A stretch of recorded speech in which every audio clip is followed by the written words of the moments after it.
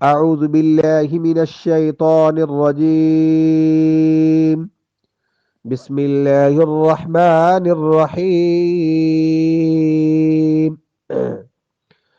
افتطمعون ان يؤمنوا لكم وقد كان فريق منهم يسمعون كلام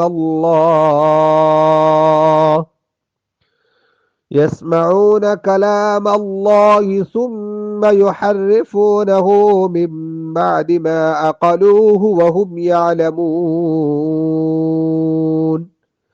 صدق اللہ العظیم۔ آیت نمبر 75 سورۃ البقرہ پارہ نمبر 1۔ ترجمہ: افتطمعون ان یؤمنوا لکم، کیا تم اے مسلمانوں توقع رکھتے ہو کہ وہ تمہاری باتیں جو ہے وہ مان لیں گے؟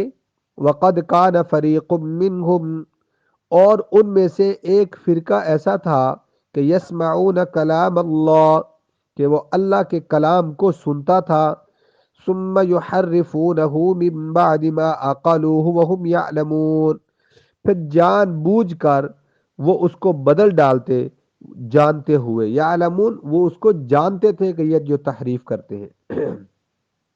یہاں پر افتطمعون ان یؤمنوا لکم وقد کان مسلمانوں کو خطاب ہے کہ مسلمانوں، کیا اب بھی تم توقع رکھتے ہو کہ یہ یہودی جو ہے یہ ایمان لائیں گے؟ وقد کان فریق منہم یسمعون، جبکہ ان میں سے ایک فرقہ ایسا تھا جو اللہ کے کلام کو سنتا تھا۔ یہاں اللہ کا جو کلام سے مراد تورات ہے، اور ثم یحرفونہ، پھر اس کو تبدیل کر ڈالتا تھا۔ یہاں تبدیل سے مراد 5 قسم کے یہودی ہیں۔ نمبر 1 مراد اس سے تورات ہے، تورات کے اندر تحریف کرتے تھے۔ نمبر 1 وہ ان کے علماء تھے۔ نمبر 2 وہ ان کے پیر، رہبر، مولوی حضرات تھے جو اس کو تبدیل کر ڈالتے تھے۔ اور نمبر 3 وہ جہلاء تھے جو ان کی باتیں مانتے تھے۔ نمبر 4 وہ پڑھے لکھے تھے جو اس میں تحریری طور پر تحریف کرتے تھے۔ اور نمبر جو 5 ہے وہ ہے ان صاحبزادگان کا گروہ تھا جو جن کو اپنے آباء و اجداد پر ناز تھا کہ ہمیں تو کچھ نہیں ہوگا۔ تو ثم یحرفونہ من بعد ما عقلوہ، پھر اس کو یعنی تورات کو تبدیل کر ڈالتے اس کو سمجھ رکھنے کے باوجود۔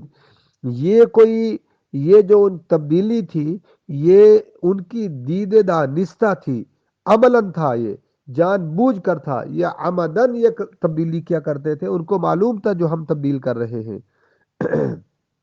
اور فرمایا کہ اب یہودی جو ہے یہ لوگ اب تمہیں ان پر توقع نہیں رکھنی چاہیے کہ یہ لوگ اب بھی ایمان لائیں گے۔ کیوں کہ یہ تو ہر قسم کے کفر میں آگے جا چکے ہیں، ہر طرح کی منافقت میں یہ آگے جا چکے ہیں، لہٰذا اب تمہیں ان کی ایمان کی توقع نہیں رکھنی چاہیے۔